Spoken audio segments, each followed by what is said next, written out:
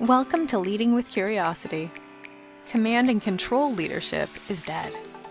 We interview leaders, entrepreneurs, and executive coaches challenging old paradigms and fostering cutting-edge leadership.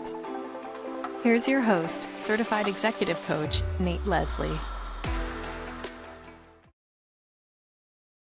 Hey everybody, and welcome back to Leading with Curiosity. This is episode 55, our first core episode of season 4. Just like the opener where we looked at the top 10 episodes of all time, I'm going to take a crack at this one alone again today. Looking forward to diving into some of the work that I've been doing with global teams and influences that I've had in my understanding and my own learning journey.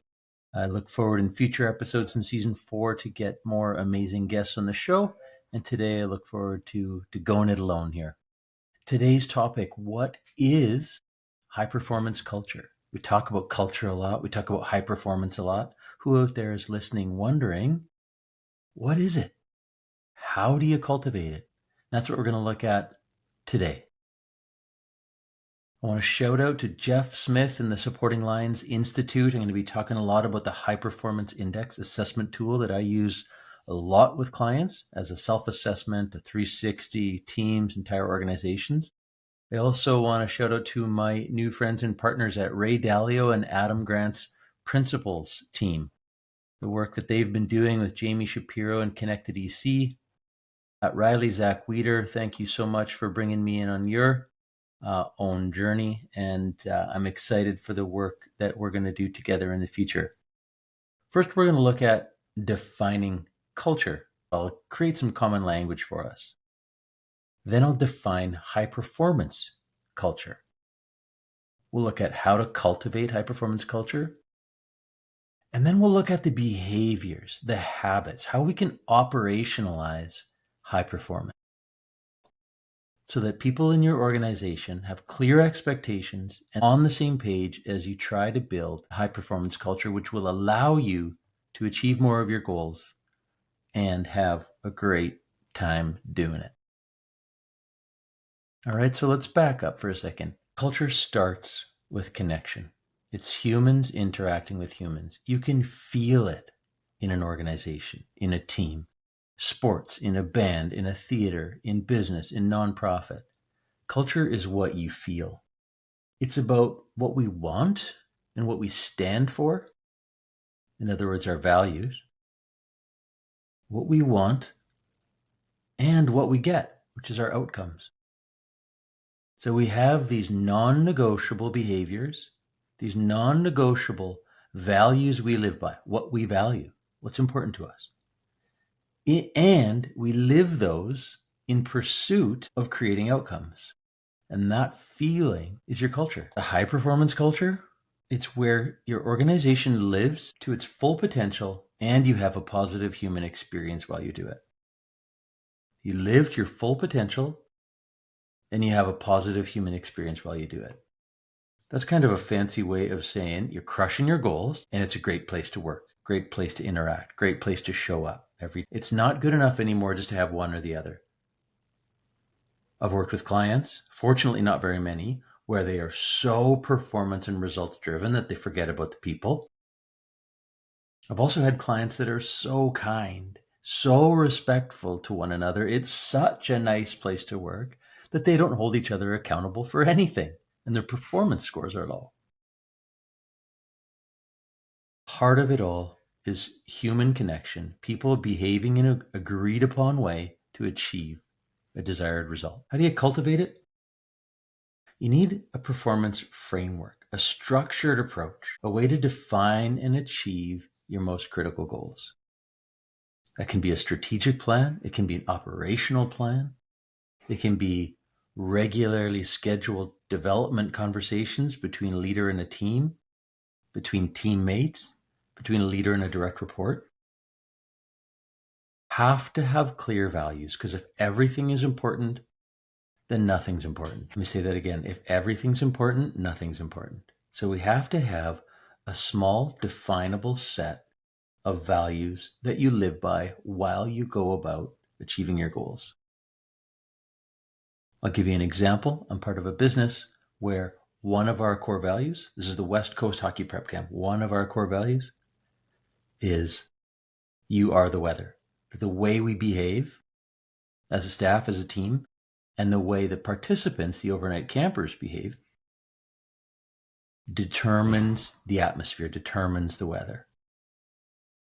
We value healthy and connected communities. So we want to build relationships at camp that last beyond camp itself. They last for decades. So all the decisions we make, we show up a certain way, we are the weather, and we create healthy and connected communities. First, we lead with respect. That's the first one. We lead with it. Our first move is respect. Also, how we carry ourselves. It's not only first, but it's the common way that we lead from a place of respect, and we expect our participants, our campers, to do the same. So those are three of our values there at the West Coast Prep Camp. So while we're making decisions, we're operating within those values all the time. Whenever we're faced with a decision, we can almost always bring it back to, well, which values is this decision aligned with, or which one does it violate? And it helps us make our decisions. So we have this framework, this structured approach of how we do our work. We have our values that will lead to increased performance. We'll achieve more of our critical goals to a higher level, and people will love being there. We have a framework. We have values we live by. It leads to performance and a great human experience. Can the latter two exist without the first two? They can, but they'll get better if we have a structured approach and we live our values. We'll achieve even more of our goals and have a better human experience. So, how might we go about measuring this? Well, I have mentioned the Supporting Lines Institute High Performance Index is a tool that I use. I'm also now certified in Principles 5 C's, another way to measure culture. Both are highly correlated, overlapping, and so I'm going to explore them kind of hand in hand. Back to the definition. High performance culture, living to your full potential, and having a positive human experience. Let me start with the elements of the human experience. These are things we can measure with academically valid diagnostic. I don't like to say survey. It's far more than a survey. Number one, is there psychological safety? Number two, is there respect? 3, do people find meaning in their work? And 4, do they enjoy it? Let me try again. Number 1, psychological safety, an environment where people can think and feel and perform effectively. Number 2, respect. You feel respected by your team leader, by your teammates, by everyone around you. If you don't have those things, you can't perform well. For those athletes listening, and remember that team you were on with that cancer who was a bully and thought that they could finger point you into playing well, or that coach who thought he could put his thumb down on you so hard that you would suddenly turn into a great player? Doesn't work, right? It can work for a short amount of time, but it's short-lived. Number 3, I have a meaningful role on my team. I have a meaningful role on my team. Individuals need to find their own meaning that connects deeply to their work. I'm working with a client right now that is trying to provide sustainable energy solutions for the planet. I am connected to that work in very personal ways. They might be different, they might be similar to other people working inside the organization. Simply put, let's say you and I are both volunteering at the SPCA. For me, it's because I love dogs. For you, maybe you're a cat person. I have a different reason that I'm connected to the purpose, the greater purpose of the work than you do. Both and all of the above are great. That's where diversity comes in. How are we adding value to the business or the organization and being intrinsically connected to it? The fourth one can't be overlooked. It's simple, but you need to have positive relationships and enjoy being there. A lot of companies here in 2025 are moving back to office because positive relationships are hard to build in Teams or Meet or Zoom meetings when your entire day is structured in those meetings. I was just at an event where we flew in 27 people from around the world to build the team because just imagine the cost of that, just getting those people into the same hotel together is because they just need to be together for longer than 1 hour meetings where they're going over the tactics. So the human experience again is psychological safety, respect, connecting a deeper meaning to your work, and having positive relationships. People say, well, what about if I work at a weapons factory? Good question. Good question. That's a very personal one, isn't it? For me, as an intrinsically driven pacifist, my values wouldn't be aligned. But for others, they see the world of security, military differently than I do, and they might have meaning to it. Are there jobs where you don't have significant meaning? Yes. Are people often less happy in those jobs? I believe so.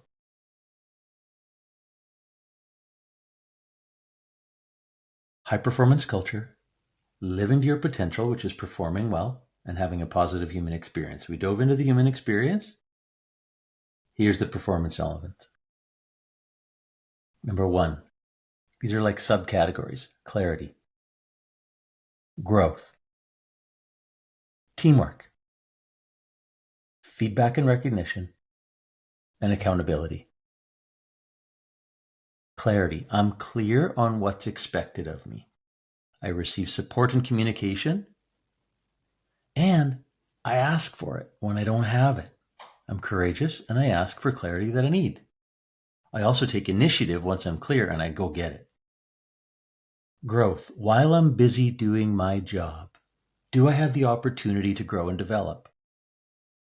Maybe you have a bookkeeper in your firm that if you ask her what she wants to do later in life and she says, I want to be the CFO of a big company, that immediately shifts your mindset with that person. That bookkeeper now may get opportunities to learn and grow aligned with her overall vision. Learning and growing while we're doing our job is critical in a high performance culture. Where is this leading? Is there a debate that young people, in air quotes here, want to move too quickly and get promoted? Sure. Some older ones as well. Different conversation because that's sort of a state of the world conversation, but do we need growth opportunities in our role in order to perform at a really high level? Yes, we do. Teamwork. Well, how do you define teamwork? Those of us that have been on a million teams. My peers and my colleagues work well together while living the values of our organization. Not eroding that culture and trust and respect through not living our values, but we get along well and work well together, and we commit to those values that the organization stands for. Do they all resonate with us all the time? Probably not. But if you can find deep connections of your own personal values to the values of the organization and agree to how you're going to behave, you can drive performance. Number 4, feedback and recognition. Recognition does not need to come in the form of raises, cakes on your birthday, promotions. It can be very specific acts of feedback and appreciation for specific things that you have done that are adding value to the group. Feedback, high quality feedback, is 3 things. It's specific, it's in real time, closest to the moment as possible, and it's low in judgment. Let me say those again. I thank the Roy Group for this. My time there, where we really focused on feedback models that helped people deliver that high quality feedback. It's specific. So good job is useful and useless all at the same time. You can simply ask yourself, well, what do I mean by good job? And it might be, hey, Nate, that podcast episode last week was the most clear and concise I've heard you speak. And I got 3 really important points out of it, and here they are. See, that's very specific, right? Hey, Nate, I've been listening to your podcast for a year and it sucks. Okay. Information that would have been useful a year ago. So in real time is as close to the moment as possible. Maybe not always right after. Sometimes there's emotion around a situation or a moment of performance. But as close to the event as possible so I can do something to make it even better next time, to do more of something that's great, or to change it to make it better. And low in judgment means if you're a raw leader and you're always way up here, I'm holding my hands high, and then it's time to deliver critical feedback and you got to dip way down below the surface, that gap is really jarring for people. So if your positive feedback and your constructive feedback can be specific and factual and low in judgment, it is received better by the human brain and the human ears. 5, accountability. Easiest way to hold each other accountable is literally to say, hey, we're going to do this by next Tuesday, and here's who's doing it, and here's what's going to get done, right? Literally simply holding each other accountable and follow through on commitments. For some reason, in all of our data, not always as easy as you'd think to hold each other accountable. I hear clients say, well, people don't want to be seen as the abrasive one or the bad person. All the smart things, right? Specific and measurable and assignable by a human. Who's going to do it? By when? And is it realistic? Reviewing progress on goals and giving regular feedback of where a project is at are great tangible ways to increase accountability. Let me recap. This is a lot, right? High performance culture is living to your full potential and having a positive human experience while you do it. In the human experience bucket, we talked about 4 things. Do you remember them?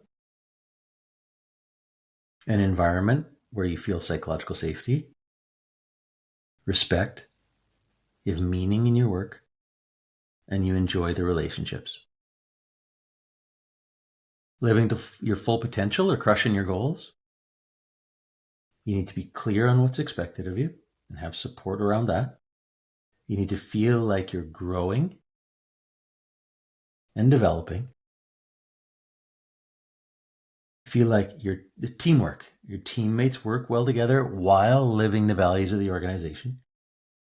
The culture is rich in high quality feedback and recognition, and you hold each other accountable. Those are the elements of the High Performance Index, a tool we use to literally measure the state of our culture. Principles Us and the 5 C's assessment, but listen to these 5 subcategories. Connection, candid communication, clarity, collaboration, and contribution. Let's see if we can find correlations between what I'm sharing and the High Performance Index. Connection is a high level of trust and well-being amongst the group. Candid communication is being able to speak freely with transparency and an open exchange of information, including something they call ideas meritocracies that people of all levels, irregardless of hierarchy, are able to share freely. Clarity, people having a solid understanding of their roles and goals. Collaboration, it's that teamwork, working well together while living the values. Contribution is people feeling that their work matters, that the work that they are putting forward is moving the group towards a common goal, and they're intrinsically connected to that. Let me talk again about this 5 C's model. Connection. Members of the team feel connected with their colleagues, a deep sense of trust and belonging. Candid communication is straightforward discourse within the team. Dialogue's transparent and direct and free from hidden agendas. There's healthy conflict and feedback, and there's this ideas meritocracy that all people can share. Clarity. How clear are you on the mission and vision and objectives of the organization? Processes need to be clear. Roles and responsibilities need to be clear. A sense of shared goals needs to be present. While our department's working on X and this department's working on Y, how do we come together in that cross-functional way to achieve the shared goal? And collaboration is about that cross-functional collaboration. Members of an organization are working together to achieve common goals and raise the bar, striving for excellence. It needs diverse skills and perspectives, but also have that individual accountability. Solutions end up being innovative and effective and much greater than the individuals could have achieved on their own. You can see the correlation between performance and this human experience and clarity and values and vision. Values, what do we value? What do we stand for? Vision, where are we headed? Our mission, why do we exist? Where teams score really high in these assessments, you can simply feel it. Whether you're on a Teams call or a Zoom webinar or you are in an office together, you can feel it. You can feel that sense of all this coming together. But the good news is there's tactical, tangible things you can do to make it happen. Now, here is my gift to you. If you've listened all the way through to this part of the episode, I would love to offer you a bit of my time. First 30 respondents will get some of my time to debrief a self-assessment. Go to nateleslie.ca/gift, sign up for our email list, and you will get a link to take the Supporting Lines Institute's Leader Self-Assessment. No matter where you are in the world, when I get that, the first 30 people to reply, nateleslie.ca/gift, I'll give you some of my time to debrief how you are doing as a leader in your pursuit of high performance. Hope you found this useful, and I look forward to more episodes in Season 4, Leading with Curiosity.